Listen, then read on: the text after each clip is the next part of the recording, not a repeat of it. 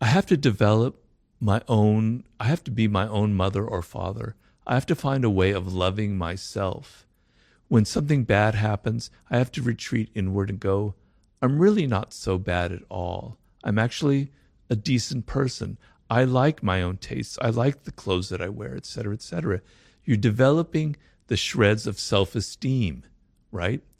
And people who never develop that because they were abused or they were abandoned or even if they were suffocated, never develop that self-esteem.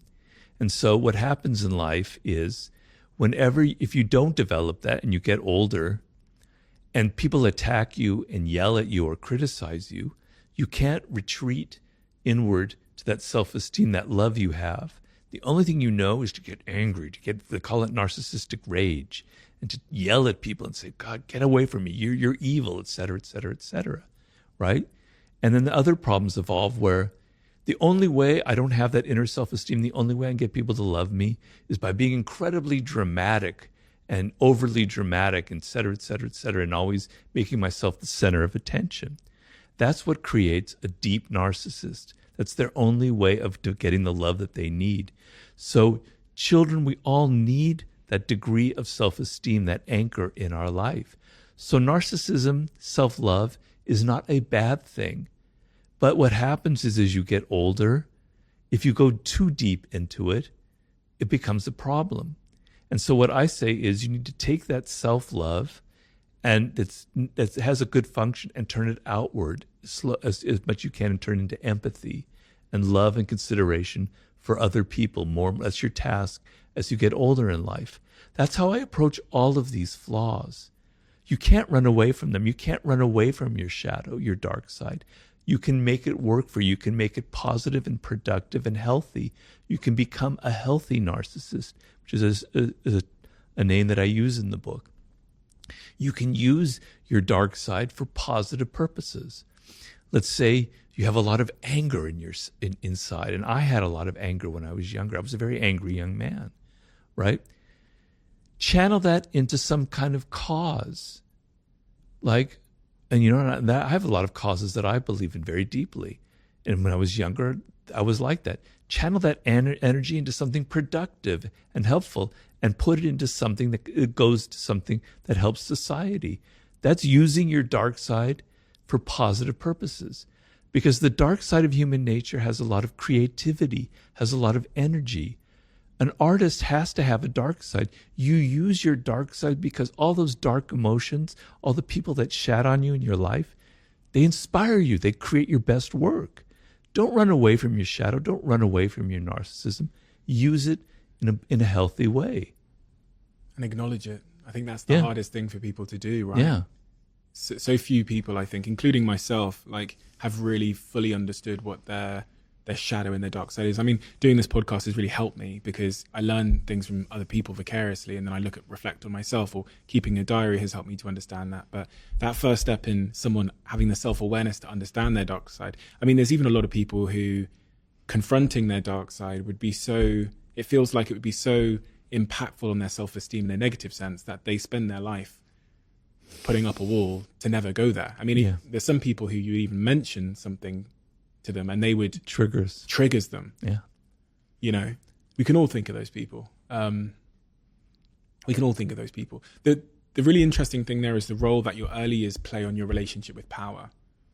Because when I think about some of the nicest, I don't know if this is just a general stereotype or a narrow observation I've had, but some of the nicest people I've met in terms of, being the opposite of whatever a toxic narcissist is, seem to have really comfortable, loving, secure, safe, early experiences. And then is that broadly true in your view?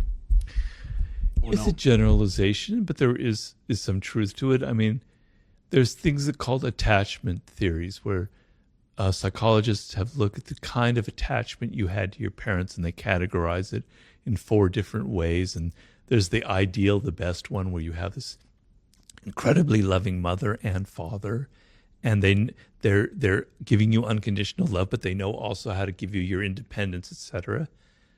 It's not terribly common. I don't know what the percentage would be. Then there's levels and levels, and as you get to the fourth level, it's like the abandonment one, or abusive and abandonment, where you basically leave the child alone. You don't give it any attention, any love, and it's very crippling, right? But the thing is, children are much stronger than we think they are. They're very resilient. They're very resourceful. They're going to find their love. They're going to find a way to compensate for it in some way.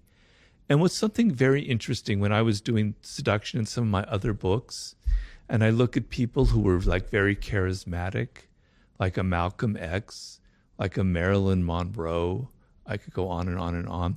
These are people that came from very, very bad families, right? They had no love. Marilyn Monroe was an orphan, essentially, raised in an orphanage. You know, her whole life was, I got to get people to love me. I need love so desperately. And her way of doing it was to literally make love with the camera. Nobody ever done that before. You could sense that she needed it, and it was so powerful that you sensed it, that she drew it to herself. Great charismatic individuals. John F. Kennedy is someone who had a lot of charisma. He came from a very bad childhood, right? His father was very mean to him, etc. Some children, in the worst circumstances, it ends up bringing the best out of them. They have to find their way in life. And some people who have everything don't go very far because they don't know how to find things for themselves. So life is weird. Some people who have great childhoods do well. Some people who have great childhoods are spoiled and never learn how to get things on their own. And some people have the shittiest childhoods, learn how to be resourceful and get what they need on their own. You mentioned seduction there, the art of seduction. Why did you write a book about the topic of seduction?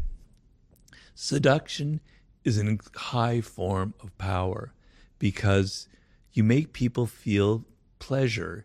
You make them feel excited or interested in you. And then their resistance to your ideas slowly lowers, and you have the ability to influence them and to move them in the direction that you want. If you yell at them, like we were talking about your child, and you tell them, do this, do that, they resent it, and for good reason. But if you're subtler, if you're more seductive in your approach, if you're more indirect, people will do what you want or go in your direction without ever even realizing it. So it was a sub-theme in the 48 Laws of Power. And so I was sort of interested in the psychology of that and why some people are good at it and some people are awkward about it. So when I finished the 48 Laws of Power, I thought this would be a natural segue, the next book. What are the qualities of a great seducer? Well, I like to distinguish between cold seducers and warm seducers. A cold seducer is something you don't want to be. That's the typical image that we might have of a male seducer, but even of a female seducer, like the great courtesans, etc., where they're just after money or the men are just after sex. That's not my ideal. My ideal is kind of a back and forth quality where it's not domination. It's sort of like a game that you're playing. It's like a mating game. It's like a courtship ritual where both people are kind of seducing each other. And so what makes for a great seducer is very simple. I can summarize it very simply. You are outer directed. So when you meet somebody for the first time or you're on a date or whatever it is, you're not having that internal monologue going, does she like me or does he like me? Am I dressed well? Am I saying stupid things? What can I do to impress them? No. You turn it off and you're outer directed and you're listening to them and you're entering their spirit and you're hearing them say things that give you idea of what they're missing in life, of what they want, of what their needs are, of what makes them an individual. You're absorbing it, you're entering into their spirit, and then you can reflect it back to them. You can give them gifts, you can take them to places that show that you're attentive to them. Because if you look at how we are in our day-to-day life, normally people never pay us attention. They're always so self-absorbed. They're never thinking about us. The times where you get the sense that people are actually interested in who you are as an individual is pretty rare. If you give that feeling to someone, it's incredibly powerful because we all want to be validated. We all want to be recognized. So the seducer is not someone who's all worried about him or herself and thinking. They're involved in the other person. They're absorbed like a sponge inside their psychology, inside their world. A lot of this is, very applicable to romance and dating, etc., etc. It feels, for whatever reason, not necessarily something I've read much about in your work, but it feels like dating and romance and relationships have become much more complicated in the modern world. That it's become much more difficult to seduce somebody. What are the attributes of someone then that is not good at seducing?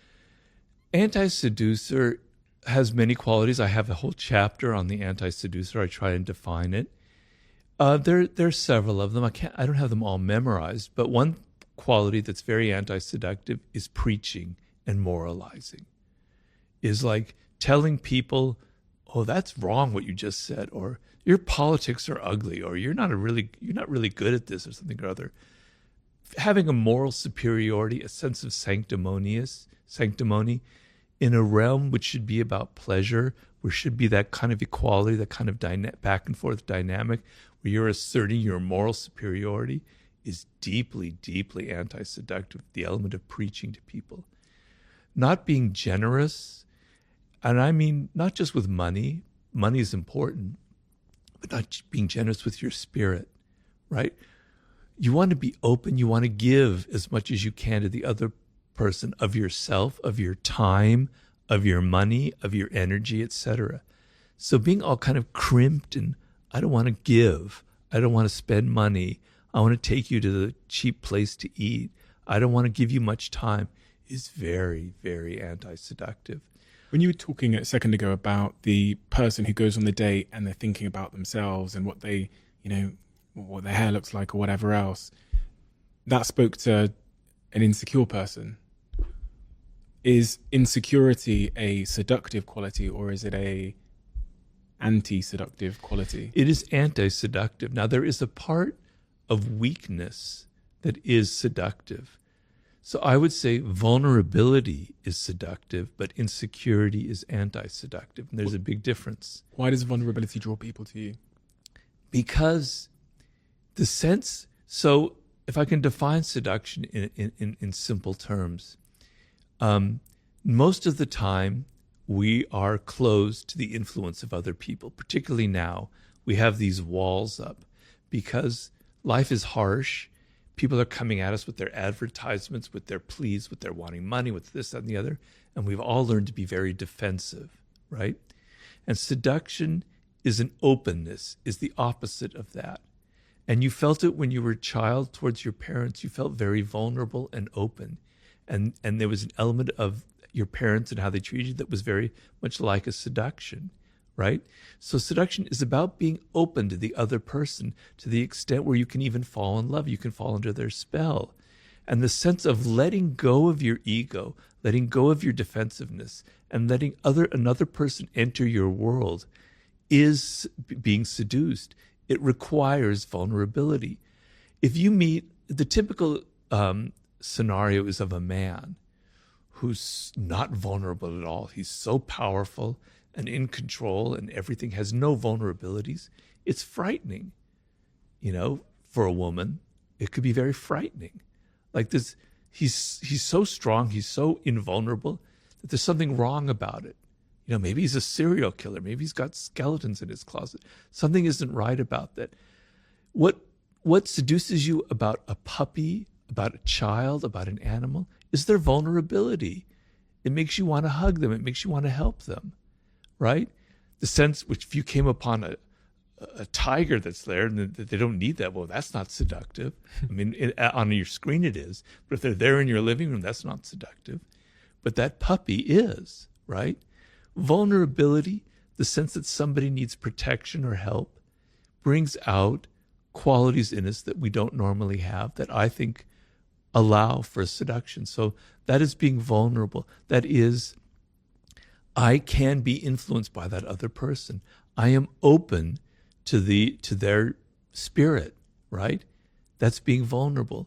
The word vulnerable, I hate to sound like a professor, so excuse me, in seduction, comes from the root of it means a wound, vulnus. So you have a wound inside of you and you need healing. And the other person naturally wants to help you, right? But being insecure is means I'm so self-absorbed, I'm so worried about myself that I can't get out of it. And we've all had that experience. When you meet somebody and you can sense, you can smell their insecurity in them. I'm not judging them because we all have insecurities. It makes you feel insecure. It makes you feel a little bit awkward.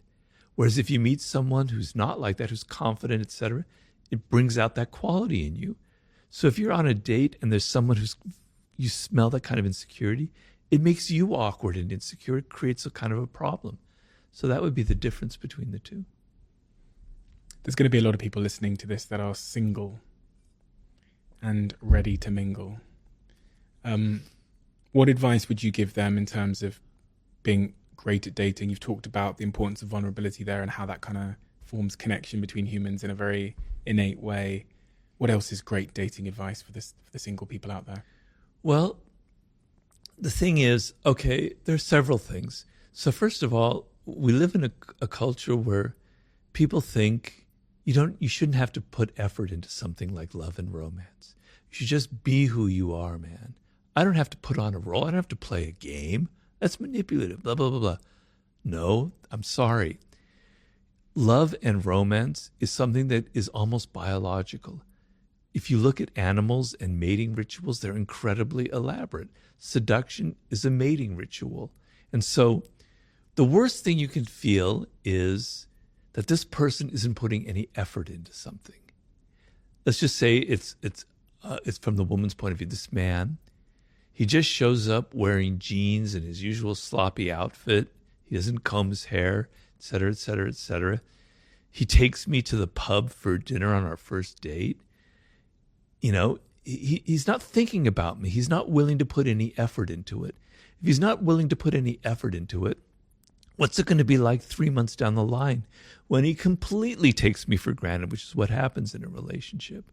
Am I not important enough, right? Whereas the ability to have a little bit of effort, to think of it as kind of theater and drama, and that there's nothing evil about it. So I'm going to dress nicely.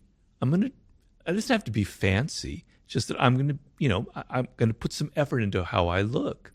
I'm going to take her to a place that I'm not talking about candle lights and roses and that kind of crap. You can be creative. It can be somewhere that's scuzzy, that's on the wrong side of town, but it's different and it's appealing and you put some thought into it. There's a reason you're taking her there, right? I have a friend who went on a date and she came back from the date and was complaining because the person that she went on that first date with was took her to a spot where he had an available valid discount code for like 2 to 1. And talk about anti-seduction. There you go. Why is that anti-seductive? In that case, one might say that male is being, economically savvy, financially savvy. If you're not able to let go of your kind of tightness when it comes to a woman, then something's wrong with you, man. Just let go. Spend some extra money. Spend the extra 10 quid that you might need to spend on taking her to someplace different. But it signals a kind of cheapness. And it's not about money. It's about a cheapness in your spirit, right? She's not worth, letting go. Okay, maybe you don't have that much, but my God, you have enough. It's not going to if you're that poor, then okay, maybe. But probably not. You can afford it. Show that it means something to you. Seduction is a language. It's not a language of words. It's a language of gestures that we're paying attention to. We're paying attention to people's body language. We're paying attention to their actions, to the things that they never say.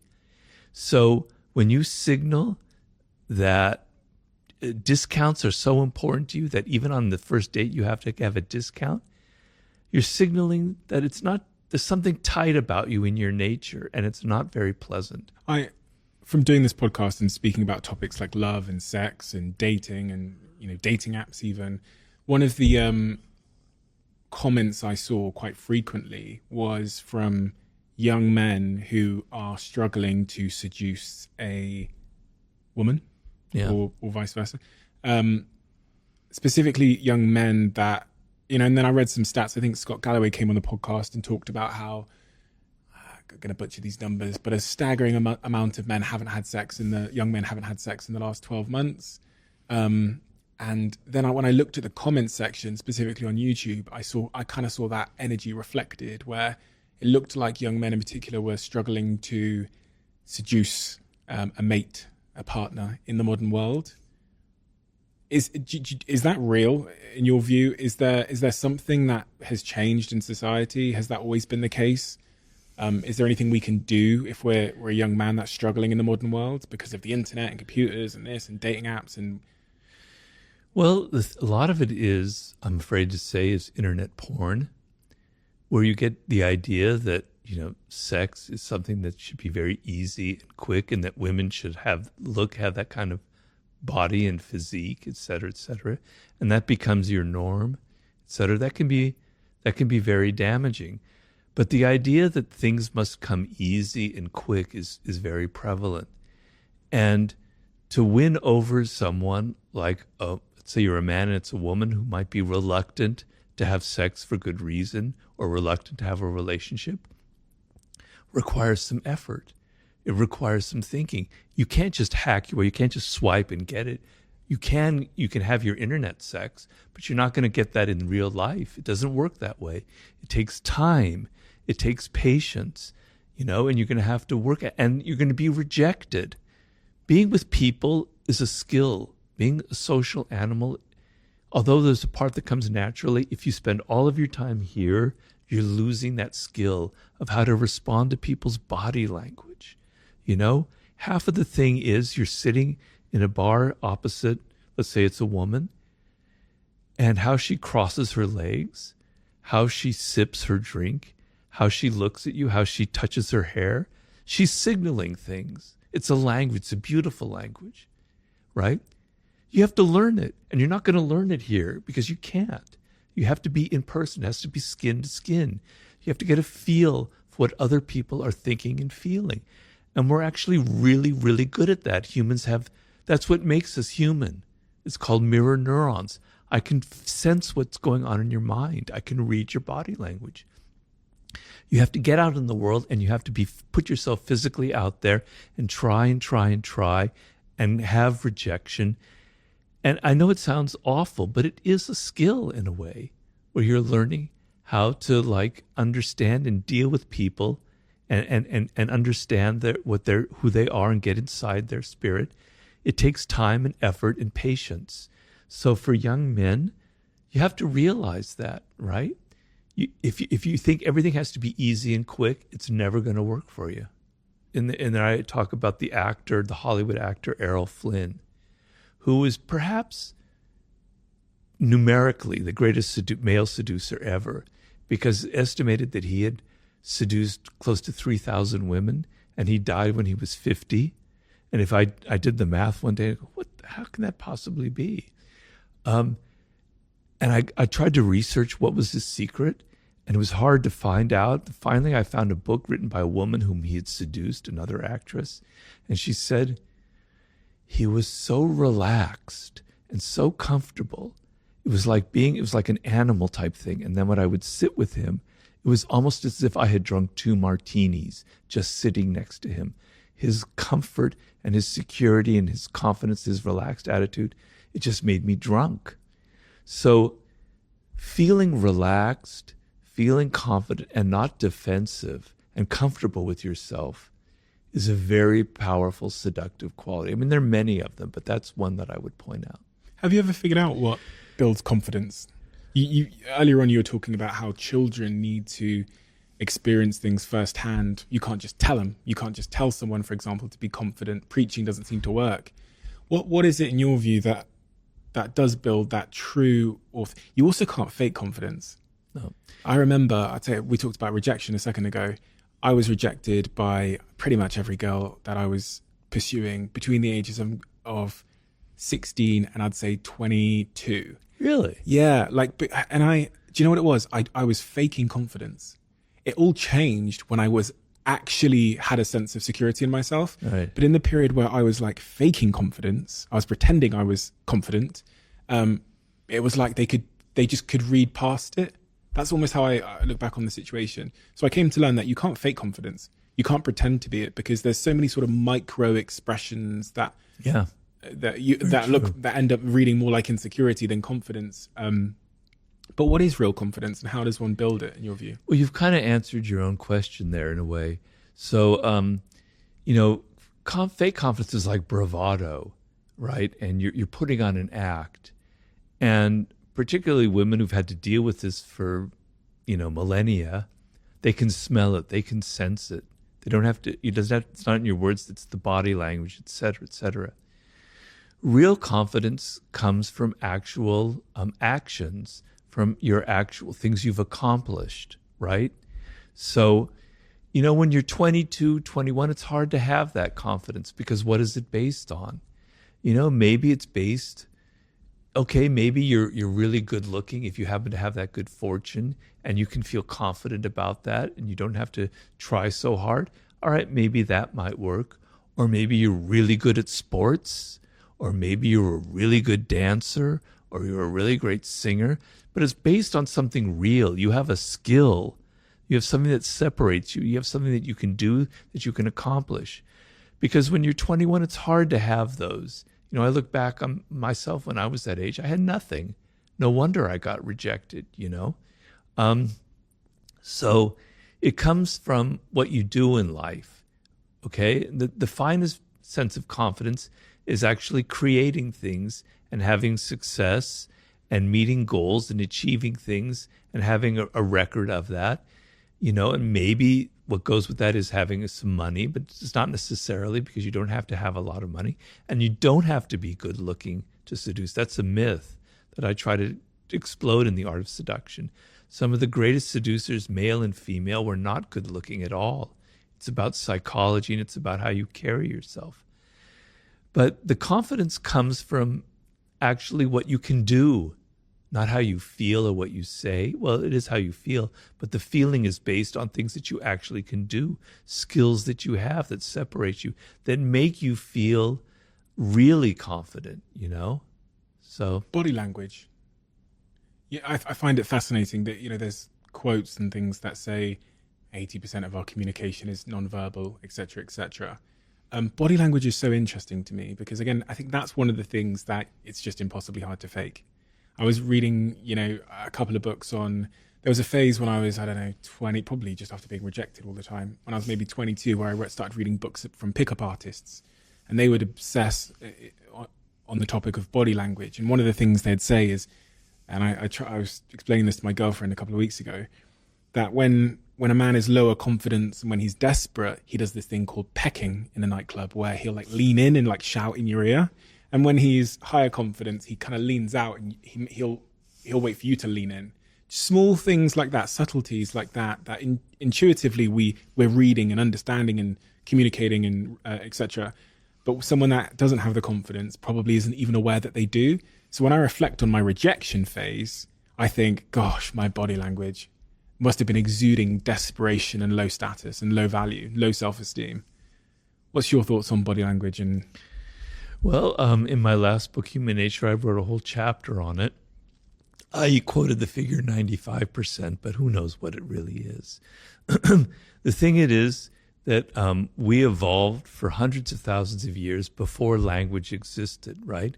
And our earliest ancestors depended on the group for their survival and getting along, and their powers came from observing other people and their body language. You could read it. So it's a skill that's wired into us, wired into our brains. It's a very unique skill that we humans have. It's just that you don't learn that. When you're a child, when you're 2 years old, you have it because your life depends on it. You have to see if your mother is loving you or your father is kind to you, because if not, you could be abandoned. Your life depends on it. You're great at reading that. And children are incredibly adept at picking up body language. So if someone is fake, If someone's an imposter, they hate being around children because children see through you, like radar, right? Because they're so attuned to it. You had that skill when you were very young, but you lost it because you became so oriented with words and you became so self-absorbed that you're not paying attention. But it's extremely important, right? So the whole body is involved in it. So you've got to first stop thinking about people's words so much. Because the one thing about words, unfortunately, is people can lie. They can say whatever they want. They can say, I love your screenplay. That was fantastic. You were great in that movie. I thought you were great, et cetera, et cetera. They can say anything to please, to flatter, to cajole you. But body language, man, it doesn't lie, right? So I talk in that book about the eyes and the fake smile. The fake smile is something you see every single day, but you're not paying attention. It's like, it's kind of tight, right? It's like, yeah, right? But a real smile, the whole face gets animated, and there's a little crinkly thing here as your face, as it lights up, and your eyes light up. It's hard to even put into words, but it's there. You can see it. It's real. It's not faked. Knowing the difference between a fake and a real smile is really important in seduction, in business, or whatever. To know if someone is like, yeah, I like that idea. No, they don't really. They're saying that to please you. They actually hate your idea. You master that language, you can start deciphering all this bullshit people are giving you. The face, you can disguise it a little bit. Actors know that. But you know what you can't fake? It's your voice. If you're nervous, not even the finest actors in the world can fake that. Your voice betrays so many things about you. It betrays your weakness. It betrays your lack of confidence, or it betrays the other quality, etc. Right?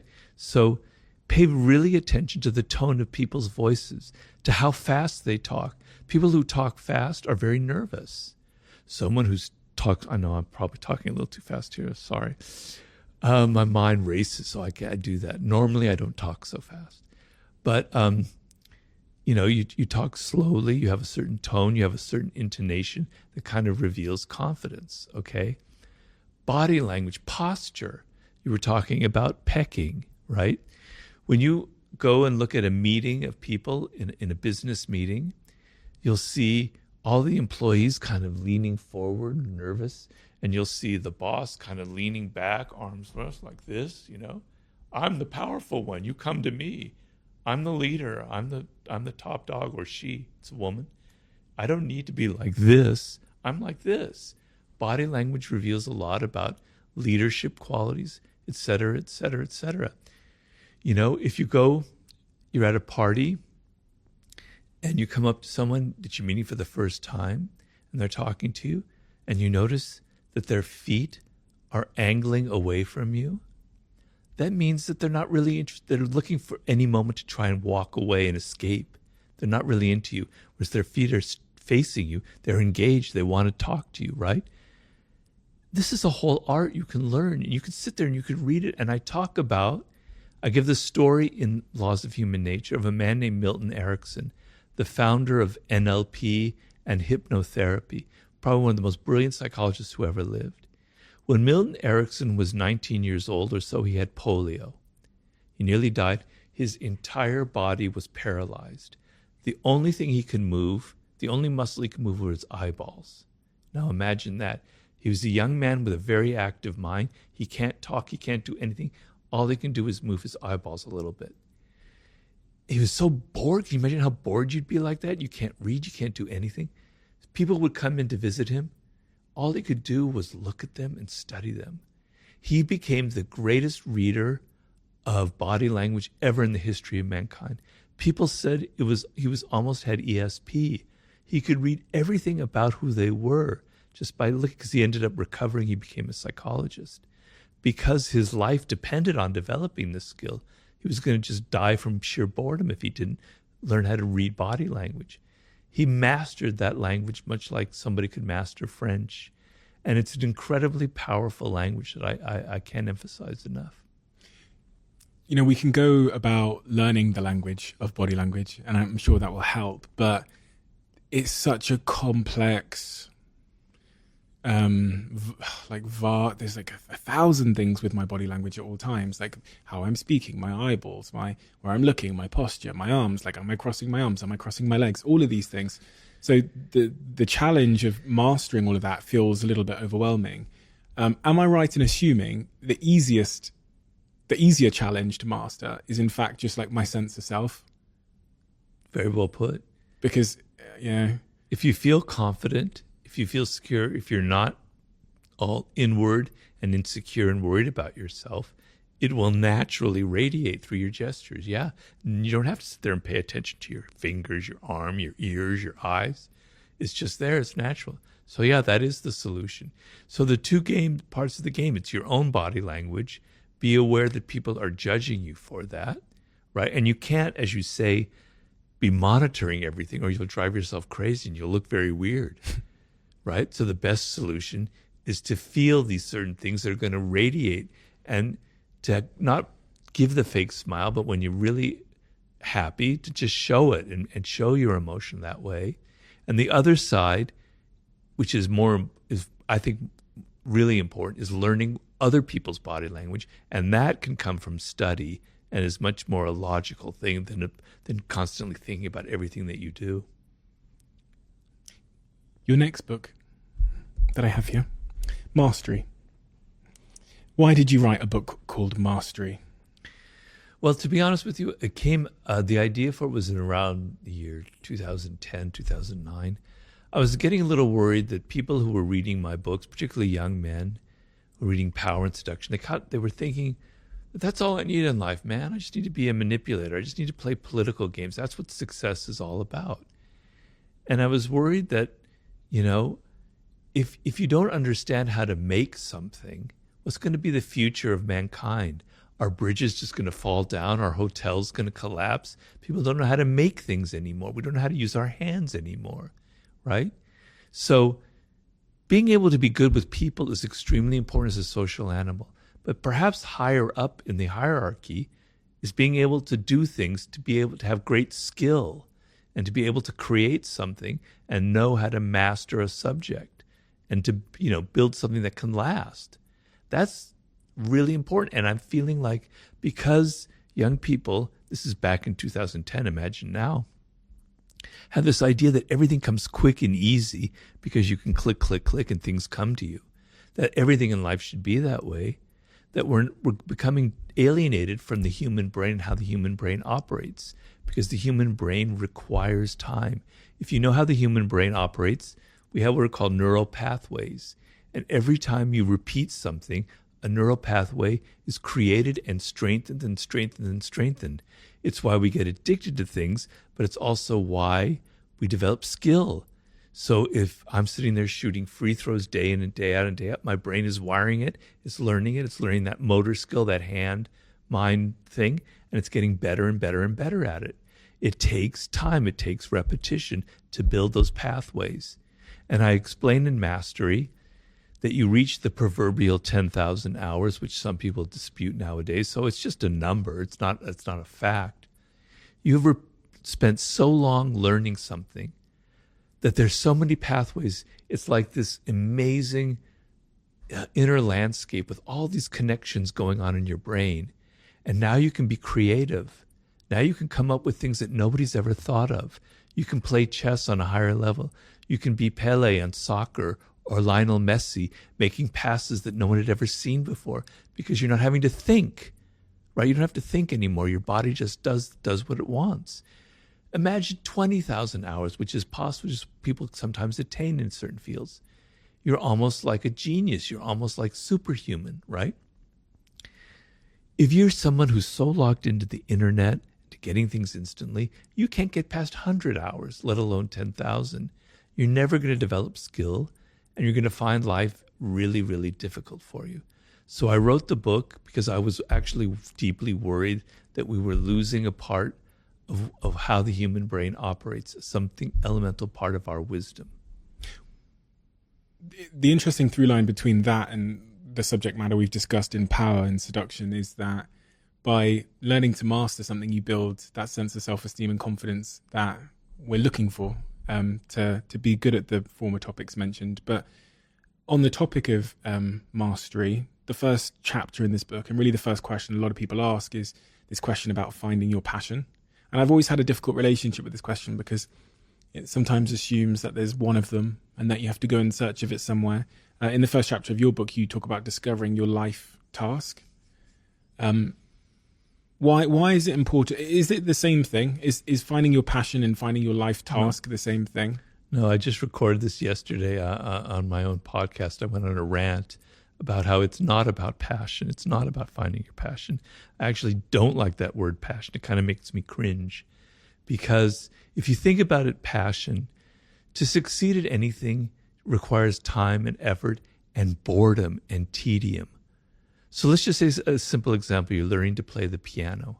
When you first sit down at the piano, you have to play these really insipid tunes. It's so boring. You have to learn, I forget what they call it, finger exercises and scales. On any instrument, you have to learn scales, etc. It's tedious, man. If you think it's got to be passion, forget it. You're never going to get far. The thrill comes after a year of playing the piano, and you get better at it, and better, and now it starts becoming fun. Then 10 years, it's more fun. Then 20 years, it's fantastic. I'm not trying to name drop here, but the other night I had dinner with Stevie Wonder. It was the most amazing thing I ever seen. He's absolutely, I wish I had interviewed him for my book.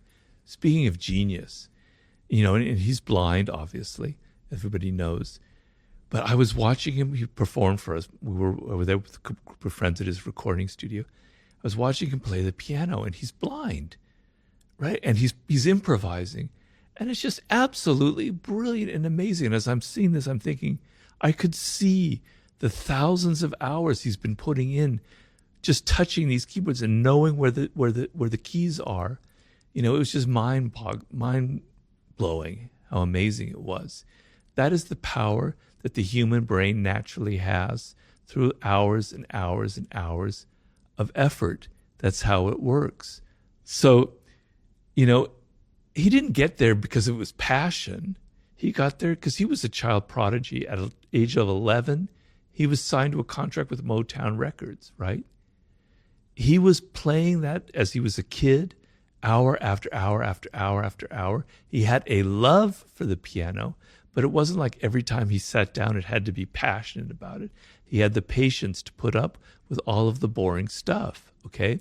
So you want to discover what you were meant to, what you have a connection to, what you have a love for, right? When you're a child, hopefully, or when you're 18 or 19 or 20. That's the best time to discover it, all right?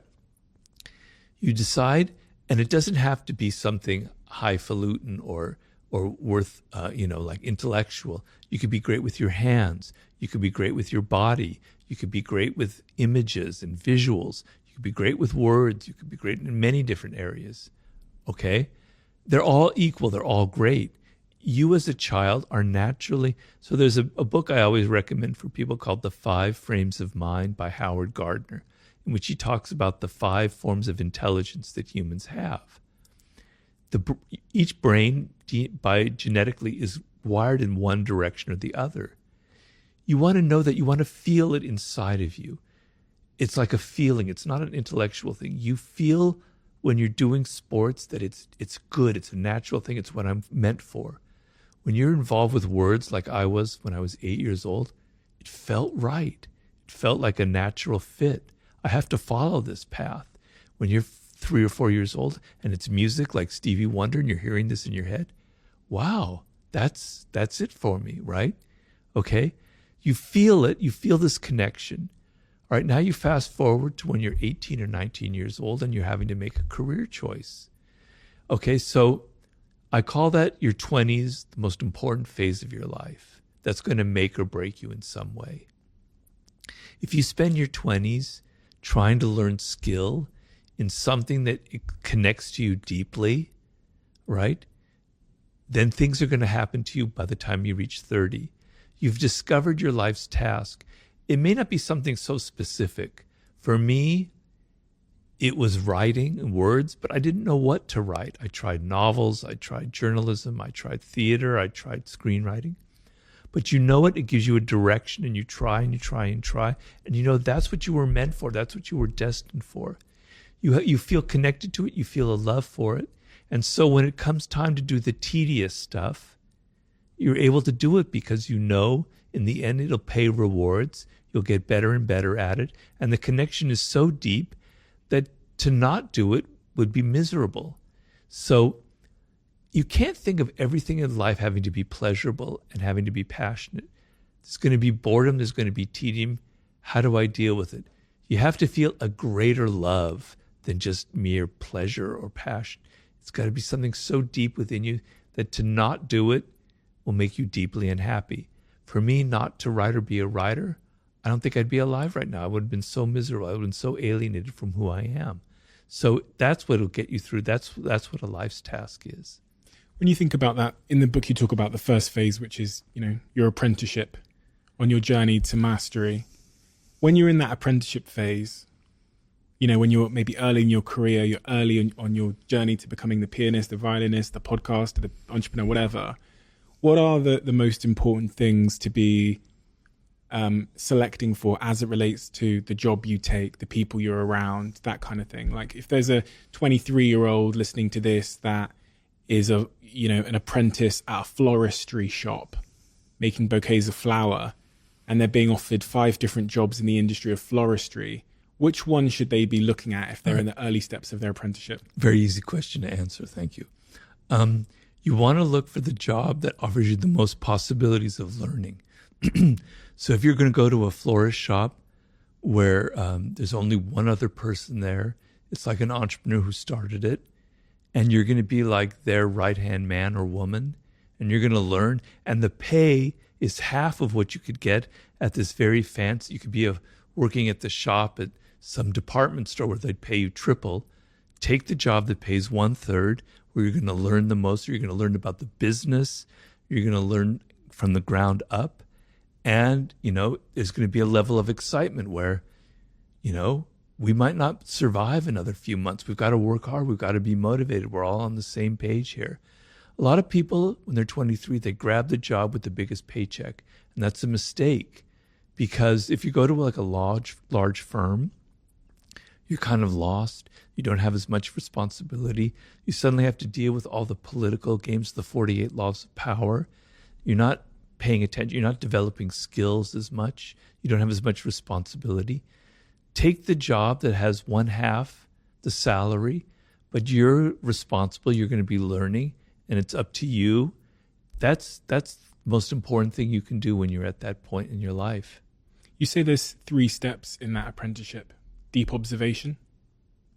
Is that what you mean when you say deep observation? You mean like being able to observe the job happening, or do you mean something else? Well, it means that. It also means, so most people when they start a job, their first impulse is, I've got to impress people. I've got to make them like me. That's that inward direction that's so deadly in seduction and it's deadly in life. You want to be outer directed. You want to observe the codes and conventions of your field, the social codes, what's acceptable behavior, what's not acceptable behavior, the skills involved, the various heuristics, the various things that you have to learn that create skill. You want to be a sponge absorbing what's going on around you. What are the things you need to learn? What are the valuable skills? What are the things that aren't valuable? Who are the people you need to avoid? Who are the people you need to emulate? You're a laser. You're just observing everything around you and not worried about yourself. That's that's deep observation. You talked about skill there. It's all well and good seeing skills and knowing which skills are important, but acquiring those skills is point number 2 when you're in that apprenticeship phase in life, skills acquisition. And this kind of goes to what you were saying with the working in a florist shop next to the entrepreneur. You're going to be hands-on, you're going to be doing, which is also goes to what you said earlier about parents and children, like putting them in situations where they get to do stuff. Yeah. A lot of jobs don't offer that. A lot of jobs don't offer the difficulty, the challenge, right? How important is that? Well, we call it learning by doing. And you see, some things play into how the human brain operates. That's what you want. I give the image in the introduction to mastery, that pardon the alliteration here, but the brain has a grain to it. You want to work with that grain. You don't want to work against the grain because it's counterproductive. And one of the grains of the brain, is learning by doing.